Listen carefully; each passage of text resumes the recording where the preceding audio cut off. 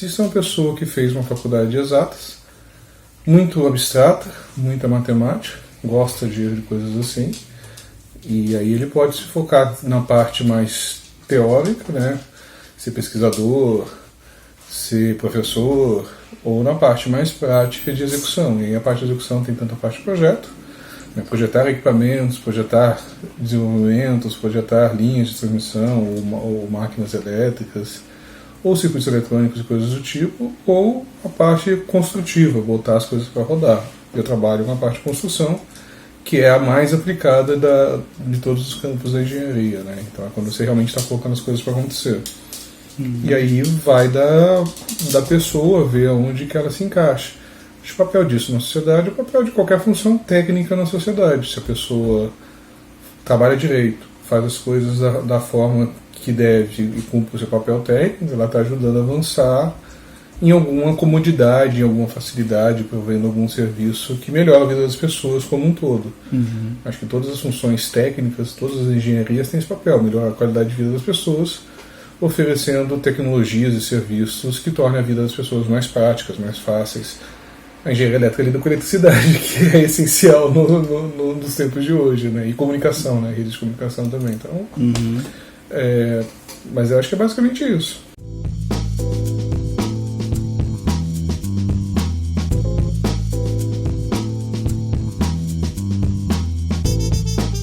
O Brasil, a gente fala muito de eólica e de solar, e assim, eu não acho que a energia eólica faça muito sentido no Brasil. A energia eólica é intensiva de uso de espaço, então ela faz sentido em regiões agrestes, como o interior do Nordeste e certas regiões com desertificação, porque você não vai ter outro uso para o solo de qualquer forma. Mas a maior parte do território brasileiro não é desértico e não tem esse tipo de característica. Então, você considerando que tanto eólica quanto solar são muito intensivas de espaço, como usinas geradoras de grande porte, eu não vejo grandes oportunidades nisso. Eu acho que se o Brasil fosse dedicar desenvolvimento e pesquisa, energia a partir de ondas do mar faria muito mais sentido para um país que tem um dos maiores litorais do mundo, né, a costa analítica. Então, para mim, esse tipo de energia que ainda é pouco explorado e pouco desenvolvido, basicamente só Noruega e outros países nórdicos pesquisam e investem nesse tipo de desenvolvimento, teria mais potencial do que eólica e solar. Apesar que a solar, de geração de pequeno porte, aí sim, aí em qualquer lugar do mundo ela tem potencial. Em qualquer cidade, qualquer prédio. Você tem esses projetos de estradas com energia solar, o Brasil tem muita área de estrada, de rodagem, todo lugar tem, né, muito asfalto. Então, assim, mas como usina geradora, não vejo.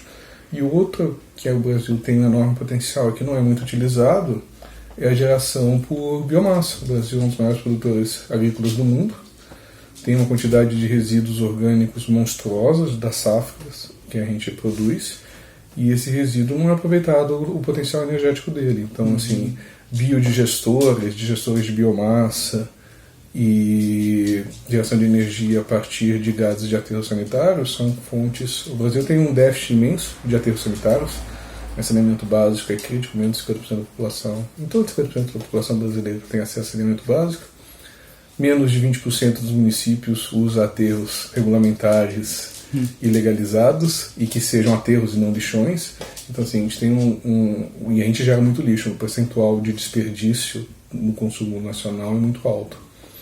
Então, a gente produz muito lixo, trata muito mal o lixo e não aproveita nada da capacidade de geração de energia do lixo, que é super interessante, porque além de gerar energia, reduz a poluição. Porque esse é um processo que você está transformando metano em gás carbônico. Embora o gás carbônico ainda seja um poluente, ele é mais de 10 vezes menos poluente do que o metano. Então já é um ganho enorme. Lógico que idealmente depois de queimar o metano e produzir o gás carbônico seria ideal ter filtros e coisas do tipo. Mas mesmo sem isso você já está tendo um ganho absurdo em termos de poluição, redução da poluição, com geração de energia e destinação de resíduos. Então, assim, é uma das fontes mais interessantes. O Brasil tem abundância, Na Europa isso é praticamente totalmente utilizado em todos os lugares que tem aterro, e a gente não está nem começando com isso. Então, potencial a gente tem para energia renovável.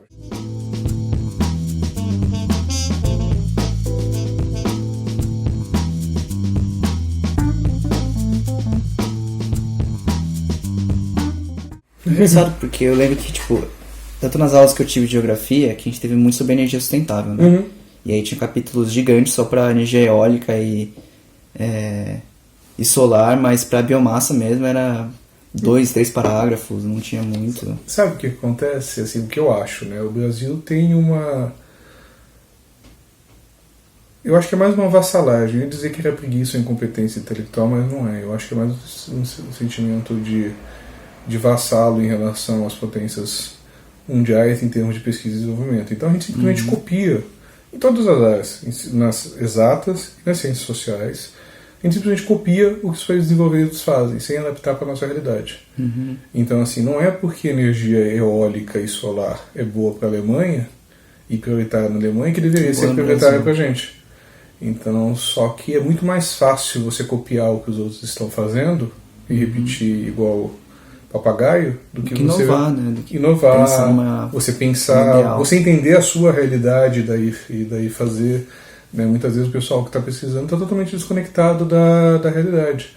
Você pensa, né? A gente tem uma série de comunidades carentes com necessidade de tratar os resíduos que elas têm e impossibilidade de dificuldades para geração de energia, para acesso à energia, que poderiam estar fazendo trabalhos coletivos de tratamento adequado de resíduos e geração de energia a partir do resíduo para ter renda ou para ter diminuição de conta.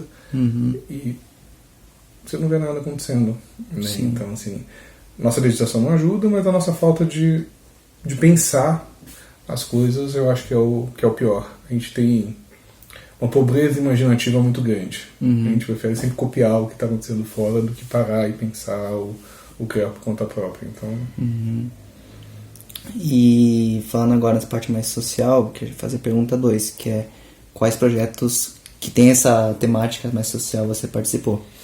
Eu participei de alguns projetos, assim, menos do que eu gostaria, mas já de alguns. As nossas obras costumam ter impactos sociais relevantes, né? A gente teve empreendimentos em cidades de 5 mil habitantes em que a gente colocou 3 mil pessoas de fora da cidade para trabalhar na cidade.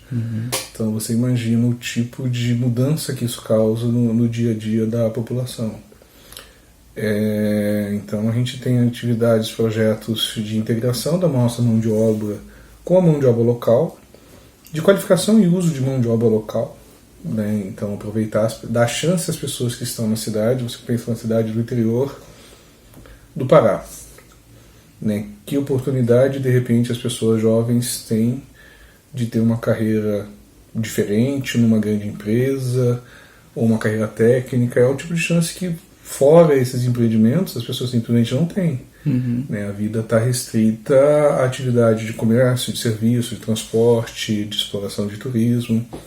E aí quando surge uma empresa como a nossa, fazendo uma grande construção, instalando uma grande indústria, surgem oportunidades para outros talentos, para outros caminhos de vida. E eu acho que quando a gente sempre tenta engajar a mão de obra da região, no geral a gente tem um compromisso de ter de 60% a 70% da mão de obra que trabalha nos nossos empreendimentos ser da própria região. O que costuma ser um desafio, porque muitas vezes a região não tem mão de obra qualificada para isso. Eu preciso, por exemplo, de técnico, de eletricista, de mecânico, e a gente só consegue ajudante. Que é basicamente a função de entrada de pessoas que não têm nenhuma experiência na indústria e que ainda não aprenderam nenhuma habilidade específica. Eles têm dificuldade para conseguir soldador, para conseguir outras funções, instrumentador, outras funções específicas. E o que a gente faz, normalmente, é criar escolinhas de desenvolvimento do pessoal. Então a gente costuma treinar a nossa própria mão de obra de ajudante para se qualificar em outras funções, como montador, como mecânico, como soldador. E a gente tem também, dependendo da cidade, a gente consegue montar essa escola fora da nossa área de trabalho, dentro de uma região, de uma comunidade próxima, e a gente abre essa escola para as pessoas da própria comunidade fazerem treinamento. E a gente entrega os diplomas, então a gente forma lixador, forma mecânico, forma soldador. Essas funções mais comuns que a gente tem, encanador. O pessoal faz o treinamento, recebe o diploma, a gente faz seleção e contrata algumas das pessoas, outras a gente acaba não contratando, mas a pessoa pelo menos ganhou um treinamento para poder utilizar. Né? A gente já teve reconhecimento do governo do estado de Sergipe, do estado de São Luís, né, por atividades desse tipo de treinamento de mão de obra local. Né? E essas são atividades que eu acho que são realmente de responsabilidade social, não são assistencialismo. A gente faz assistencialismo também, de ajudar a reformar o hospital, a reformar a praça, esse tipo de coisa, mas eu acho que essas atividades têm um impacto às vezes menor. Eu acho que quando você engaja ou qualifica pessoas, você acaba tendo um impacto social maior. Né? E agora a gente está com um projeto, a gente tem muita dificuldade para conseguir colocar mão de obra com deficiência, seja física ou seja intelectual, e no nosso meio de trabalho. Então, assim, a gente está com um projeto com uma organização não governamental, um projeto que a gente está investindo R$500 mil esse ano, para colocar pessoas com deficiências diversas para trabalhar nos nossos empreendimentos. E vai ser um grande desafio. A gente já fez algumas sessões de conscientização, a gente começa conscientizando as lideranças, né, os nossos chefes de obra, engenheiros, supervisores. A gente ainda está indo de supervisores para encarregados. Para a gente criar, e em paralelo a gente analisa as condições de trabalho. Né, a gente tem um parceiro especializado nisso, para avaliar que, dentro das funções que nós temos, que pessoas com deficiência podem trabalhar. Né, quais são, o que é adequado e o que realmente não dá para fazer. A gente sabe que tem algumas impossibilidades, a gente tem algumas atividades que realmente não dá para certas deficiências encaixar, mas dá para outras. E aí, com isso mapeado e com uma cultura mais aberta e receptiva para tratar com essas pessoas que têm algum tipo de deficiência, a gente espera conseguir realmente fazer um trabalho de inclusão e de diversidade. Então, eu acho que esse é o maior desafio em termos de responsabilidade social que a gente já se propôs a fazer. E a gente está começando, apesar da situação dessa pandemia, a gente está fazendo os movimentos de conscientização, está fazendo mapeamento, então avançando com o nosso cronograma de atividade. A gente espera ter pelo menos no pico de obra em torno de 60 pessoas contratadas, adaptadas, em condições de trabalhar com a gente e posteriormente seguirem carreira ou trabalhar na indústria a partir desse aprendizado que eles tiverem com a gente. Ou mesmo continuar com a gente.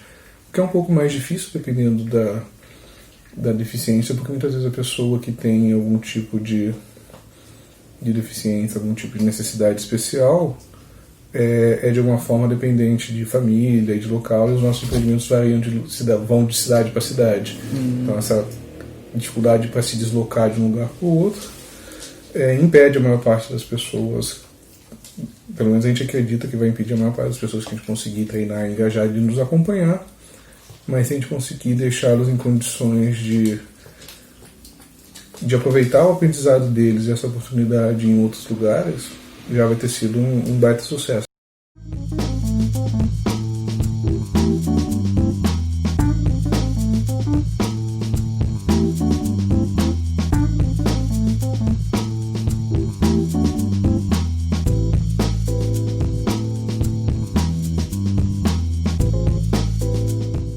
Distribuição, controle, aplicação, máquinas, equipamentos, até a parte de telecomunicações.